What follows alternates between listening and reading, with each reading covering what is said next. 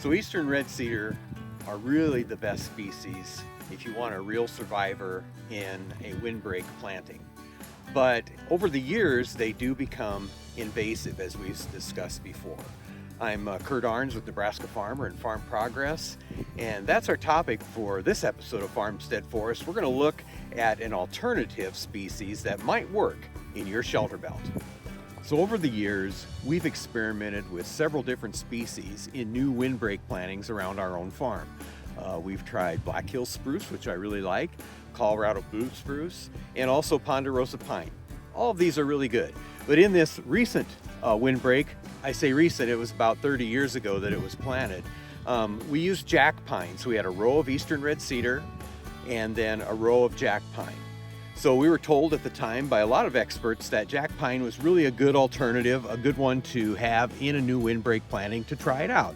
It's pretty gnarly looking. It's kind of got an irregular shape, but the density is good, so it does break the wind, holds back snow, and so it was a good species for us to try out.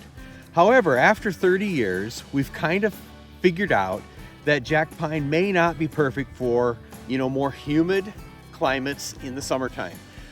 Most experts now, a lot of forestry sources say that if you have some jack pine dieback in your older shelter belts like this one, it probably is due to high humidity rates in the summertime. So, it's not winter kill, it's actually, more problems that you have in the summer. So that's been our experience with jack pine. I still think it's a good tree to try.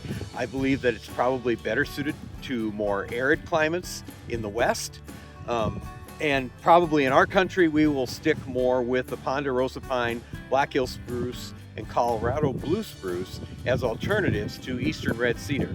The only reason we don't like eastern red cedar as much for windbreak plantings is just because of the invasive nature of that tree, as we've discussed before. So maybe try the jack pine if you're in a little drier climate. Maybe skip to one of the other spruce trees or another alternative if you're in a more humid climate.